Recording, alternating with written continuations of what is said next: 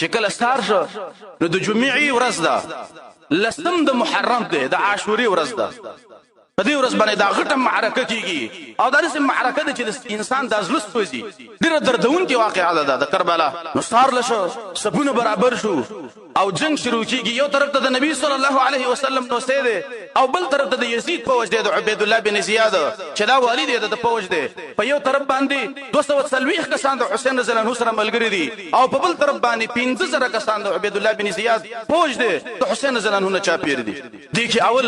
حسین رضی الله عنه د جنگ شروع کېدو نه مخکې اول یو تقریر شروع کړ او دی ګوپی والا ته ویل چې یو خبره تکوما. ورته ویل چې د ګوپی والا ما ته پته ده چې تاسو ما وجنئ، نه مې پرېږدئ، خو داسې وکړئ یو حجت باندې قایمومه. زه خو دلته نه راتلم دې کوپې ته، خو لیکن دلته زه ستاسې خطونه راوستی یم، تا صرف خطونه رالېږلي دي. دی حر بن یزید التمیمي ته ویل ولې تا ما خط نه دی رالېږلی چې ته راشه دلته کوپې ته او موږ ستا ملګري کېږو. دی شمر ته ویلې تا خط نه دی رالېږلی، بل ته ویلې ولې تا خط نه دی رالېږلی. دې ټولو انکار وکړو چې دا موږ خطونه نه دي درلېږلي.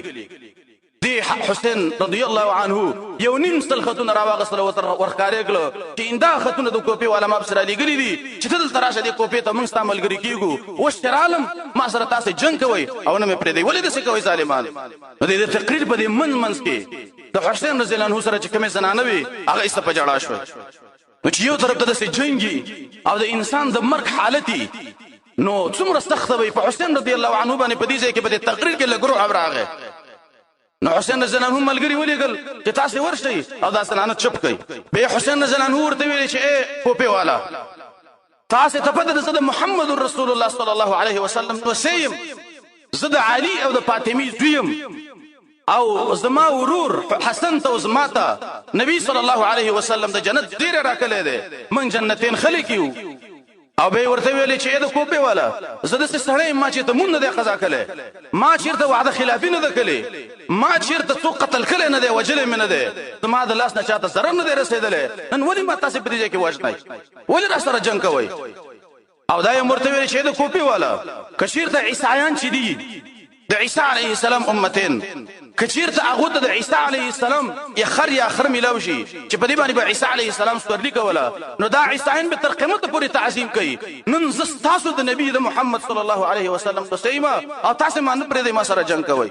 خو دې کوپې والا دا سرونه استخکته کړل او ټول خجالت او سم وشرمېدل. جنګ شروع شو، مقابله شروع شوه. اول داسې مبارزه وشوله، دا د هغې زمانې د جنګ خپل شکل و. د حسین رضی الله عنه سره چې کوم ملګري وو هغه ډېر تکړه تکړه کسان، تقریبا 240 کسانو جنگ شروع کړ. جنگ چې کېده د دې د عبید الله بن زیاد د فوج اراده دا و چې دا حسین رضی الله عنه ونیسي، خو لیکن د حسین رضی الله عنه ملګرو حسین رضی الله عنه ته دا خلک نه پرېښودل. په جنگ کېده د عبید الله بن زیاد د ملګرو نه ډېر کسان مړه کړه، خو لیکن د حسین رضی الله عنه یو ملګری شهید کېده، ځکه یو طرف ته 240 کسان دي او بل طرف ته 15000 کسان دي. خو یو ملګری شهید کېده تر دې پورې چې حسین رضی الله عنه یوازې په میدان کې پاتې شو او ټول ملګري شهیدان شو، یک تنها دا په میدان کې پاتې شو. نو صرف حسین رضی الله عنه دی او د سره ښځې ماشومان دي او یو د زوی دی علي بن حسین، هغه هم لا ماشوم دی، وړوکی دی. حسین رضی الله عنه په دې باندې سخت گزارونه کول، ځکه د حسین رضی الله عنه خواله مو څوک نشو ورلی، ځکه دا د یو شهامت والا سړی و، بیا د نبوت د کورنۍ نه دی، ډېر غیرتي سړی و دا. نو په ده باندې ګزارونه شروع کړه او څوک به نږدې نشو ورتلی،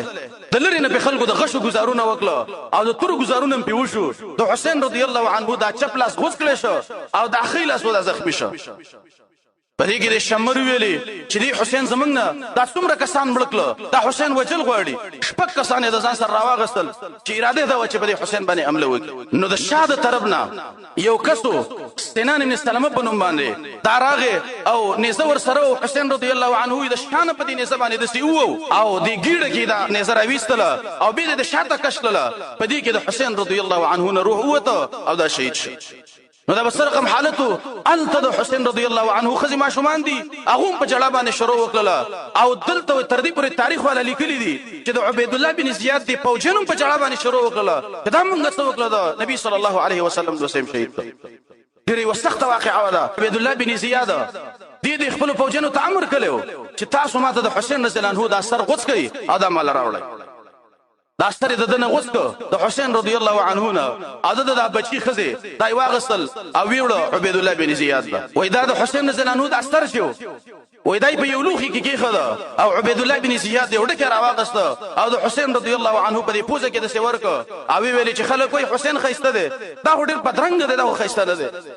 انس بن مالک رضی الله عنه په سره پاسه د ورته ویلي چې دا هغه انسان دی چې د محمد صلی الله علیه وسلم سره مشابه دی دا هغه انسان دی چې نبی صلی الله علیه وسلم خپل کړی دی د څنګه دا خبره کې ترمذی کې حدیث دی چې د عبید الله بن زیاد نه الله به څنګه د انتقام واغسته پرسته وخت کې د عبید الله بن زیاد سره د ملګرو نه دا اوجل شمل شو و چې کله مل شو د جمعات په یو رهبه کې او په یوسي کې سره د ملګرو نه دا کې خدل شو وای د چتنا یو تور مر راودنګلې ټول مړي پری خدل ورغه د دې عبید الله بن زیاد په دې پوزه باندې نه وته دنه دې ډټ کې وګرځیدو به ته په دې خپل باندې وروته الله رب العالمین ته هغه انتقام واغسته دی عبید الله بن زیاد د سکارو کو وی ویل چې د حسین د اثر چي دي دا ویسي باچاله یزید د اثر ویسي چې هغه د خوشاله شته دا نیدو چیرې یزید مال ډیر انعامونه راکې ځکه ما حسین ملک د اثر ول واغستو د سنانه مول بوت یزید لا یزید چې کله د واقعینه خبر شو چې حسین رضی الله عنه شهید کړي دي یزید ډیر سخت وجړل او خپه شوی ویل چې قبح الله ابن سمیه دا د سمیه زوی دا عبید الله بن زیاد دی الله وشرمه الله دې تبا کی ته هم نه ویل چې دا حسین شهید شو کله چې دا د حسین رضی الله عنه د زنانه د یزید کور ته نه وتلې وای د یزید د کور عالم ډیر وجړلې او د حسین رضی الله عنه زنانه هم ډیر وجړلې او به دې یزید دا علی بن حسین راوغخته وته ویل ګوره چې تاسو منګه وروري کوم خدمت دې چې منګ ته یې منګ ته ویل شو منګ پستا په خدمت کیو هر وخت منګ به دروازه ستا په وړاندې باندې خلاصي او دا زنانه ولا په ډیر عزت کې ډیر مالونه مولا ورکړه انعامات مولا ورکړه او په ډیر عزت کې دا زنانه به تر رسخت للی مدینه ته او د حسین زنانه ستر به ته یزید راولېګو مدینه ته او دلته د خپل مور د فاطمه رضی الله عنها سره په یو ځکه به تخخ کدلته په مدینه کې